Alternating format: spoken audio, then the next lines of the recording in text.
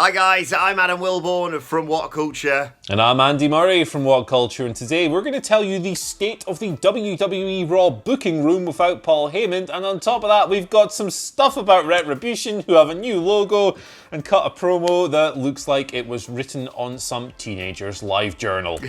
Plus, who is behind Roman Reigns' new booking and an injury suffered on last night's episode of Monday Night Raw. This is the news. But first things first, is WWE Raw falling apart without Paul Heyman as executive director? It may well be. Got a new report here from Gary Cassidy, doing tremendous work at the moment over at Sportskeeda and various other outlets, talking about the recent changes and how the creative team is operating now that Paul E is no longer the man E.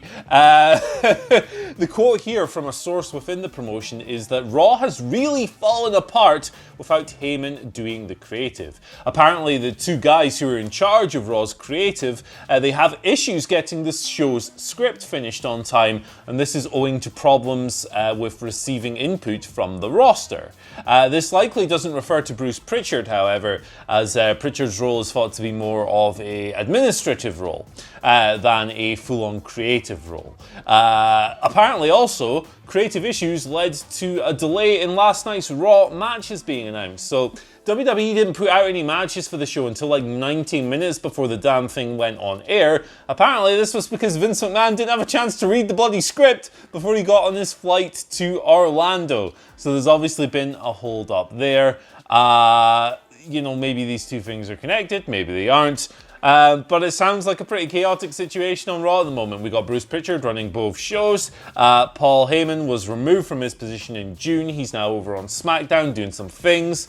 It kind of reflects in the quality of the show, right? Raw's not great at the moment, I think it's fair to say. Yes, it's an absolute bloody shambles. We were doing the Raw preview yesterday as a podcast, myself and Michael Hamlet, and just going, something about Retribution, probably. Like, we had nothing to go on. Although we should have probably just guessed yet another match between Andrade, Angel Garza and the Street Profits, although that looks to be finally over after Angel Garza just went, bye. That was the end of that. And I should have guessed as well some form of Cedric Alexander, Ricochet and Apollo Crews against the Hurt Business. Although, spoiler alert, Cedric Alexander is now a part of the Hurt Business. Did really like that, to be fair. And, little bit of a tip, if you are struggling to get the script down in time for Monday Night Raw, how about you don't script everyone's bloody promos? Just, how about we try it for 1 week, please? Look at what AEW are doing. Oh my God, it's ridiculous. But speaking of Paul Heyman, segue, if he's not doing stuff on Monday Night Raw, what is he doing? Well, he is handling the booking of Universal Champion Roman Reigns. This is going to report from Fightful Select. He has used his influence to take care of what's going on with Roman Reigns on the Blue brand, very similar to the way he did stuff with Goldberg, Brock Lesnar, and of course Ronda Rousey. He had a hand in booking all three of them when they're on TV. Hence why their booking kind of felt a little bit different to everyone else. I haven't seen this week's episode of SmackDown. I've got to hold my hands up. I was away over the weekend, but I've heard very good things, especially from you, Andy. And I think, credit where it's due, WWE are really handling, and Paul Heyman in particular, really handling the return of Roman Reigns very, very well indeed. Yeah, SmackDown was a very good show this week. Lots of big things happened. They came off well. It felt fresh. It felt new. It felt exciting. And it was a breath of fresh air, honestly. And a big part of that at the moment is Roman Reigns and Paul Heyman. The promo segment was very well done indeed. Good stuff all round. Unsurprising to hear that Paul E is in charge of Roman Reigns booking. The people he has his fingers on. That's a weird sentence. The people he handles within the company in terms of creative always come off a little bit different to everyone else. So no surprise that Roman is flourishing in his new heel role. Who isn't flourishing? Retribution, man. What the hell was that last night? So they interrupted a Nia Jax match, which, as a couple of my Twitter followers pointed out this morning, is instant babyface heat. The lights cut out, and when the screens came on, there was like Retribution. They debuted a logo that looks like it was downloaded from a free font site on the internet, and it was around the place. And then they opened their mouths for the first time, and let me just... Well, this is the thing I'm most excited about at today's news. Andy's going to cut a promo as Retribution. I'm so excited. So let me read what they said. The Thunderdome is only a facade. They had a voice-changing thing as well. The Thunderdome is only a facade. Behind this mountain of screens is the same foundation. The same WWE as before. The same behemoth that discarded us and disowned us, leaving us to survive in an unfair world where the powerful continue to grow while we are left to feed off nothing but the scraps of contempt, which sounds like a really crap death metal album. A second member of the group then piped in and said... He had a deeper voice. You have to do it deeper for him. Contempt is a powerful... I can't do that. Contempt is a powerful motivator. We are driven to destroy, to lay waste to every superstar and every fan. They're going to be up fans who aren't even there. Blinded, you cannot see what you do not have. So the locusts of contempt will feed upon all of you. The darkness of retribution will seep into the pores of every superstar and all of your so-called universe. We are retribution. And Jesus Christ. Could the company have served up a bigger slice of wrestle crap than this? I mean, this is not a review show. This is a news show. But, this wasn't good, brothers. You've got them kind of using the wacky voice-changing software. Okay, you want to protect their identities. Fair play. But... it's just this, you're supposed to be this chaotic, disruptive group, and you're standing there using WWE speak, like universe and superstars, and you're using terms like lay waste, and then you've got stuff like, where is it? The locust of contempt will feed upon all of you. I mean, that sounds like something I wrote when I was a moody goth teenager on MySpace. It's just garbage. Did you like this, Adam? Tell me what you think. I did like it. Probably not for the reason they wanted me to like it, though. I thought, whoa, I am going to have a field day with this on the Raw Review podcast. So make sure you check that out wherever you get your podcast from, WhatCulture Wrestling. I think you yourself pointed out on Twitter, sorry to steal your bit, about them being like, what was the line they said? We're going to, destroy absolutely everyone and everything. And you said, and flicker some lights and turn some screens on and off and set fire to a generator. It's like... Also, I like the idea. I'm not sure if we can do this. Apologies to Ben Roy, our editor here. But what are they going to do if they're just going to be like, there's just going to be a fan at home going, yeah, yeah, and then be like, whoa, like.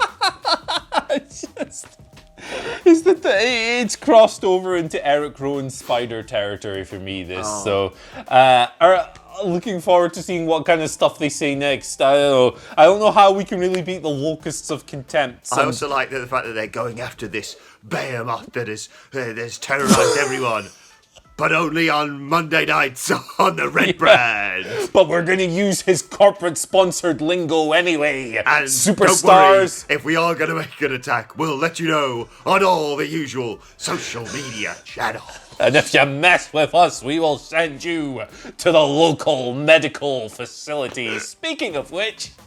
Oh, brilliant work. Yes, we shouldn't joke about this. Slightly serious problem happened after Monday Night Raw. Ivar suffering a legitimate injury as part of the match he had. It was him, Eric, Ricochet, and Apollo Crews taking all the members of the Hurt Business, which now, of course, includes Cedric Alexander. Ivar did one of his spectacular dives through the ropes and then himself threw up the dreaded X symbol. It was checked over by medical staff, and WWE released the following update. During the 8-man tag team match on Monday Night Raw, Ivar suffered a cervical injury on a Viking dive to the floor. Just a dive. Very impressive nonetheless, considering his size. As a precaution, Ivar was transported to a local hospital. Wow. And is expected to make a full recovery. I think Fightful also reported on this, saying it quite possibly is a stinger, but no word on it yet. Of course, we wish Ivar a quickest of recoveries. He's a sensational performer. They've done the Viking Raiders dirty, but they always really show up and show out when they perform, and hopefully he can get better soon, Andy. Yeah, absolutely. We've obviously had a laugh at the terminology WWE use for these things, but it's no laughing matter. The issue of injuries and so forth. Obviously, Ivar's a tremendous performer, and by all accounts, going by what people who've worked with him in our office from WCPW have said, just a lovely big teddy bear of a man, like a great guy as well. So, hope the problem isn't anything too serious, and hope to see him back on his feet before long. He did once tell me to F off, but it was in a joking manner. But it's him, so I was just like, absolutely, sir. How would you like me to F off? Yeah. That's the problem. So, but yes, absolutely. Hope he recovers well, and hope they get booked again well. Bloody shambles that end of that match, because Ricochet kicked out when I don't know what was going on. Anyway, let's move on to your Twitter questions. At WhatCulture WWE, of course, if you want to get in touch with us. First question today comes from Inkinger on Twitter, who says, yo, WhatCulture WWE, yo. Do you think Retribution could be some of the released wrestlers having re-signed after being fired on Black Wednesday? Seemed to be inferred a lot with that promo, Andy. Yeah, it seemed that they were trying to make you think that way. So whether or not that's actually what they're doing, or if they were just kind of swerving you, it's kind of hard to say. But the thing that kind of gives me pause with this is that most of the released wrestlers, or the bigger names among the released wrestlers, I've signed elsewhere already. So it's like, are you going to have a review and it's going to be Dan Mappa and No Way Jose and MJ Jenkins? I don't know if that's going to provoke the kind of reaction that you want. No disrespect to them as performers, they're all very good, but it's like, revealing someone like that, obviously Rusev's among that group, but revealing someone who's from developmental as opposed to, I don't know, a Carl Anderson or a Luke Gallows, Zack Ryder, these people have gone elsewhere now, so I don't know. It seems like a bit of a lame thing to do. Yeah, exactly. I think aside from the likes of... I suppose you could just do Miro, No Way Jose, and No Way Jose's conga line and call it a day. But yeah, I sense there's going to be new additions to this. And, Dominic Dijakovic is someone who's been linked with this quite a lot. And I feel like that would be a really good signing for this stable. But it's going to take a lot to recover them. It's been a bloody mess. Yeah. And what's happening with the SmackDown hacker?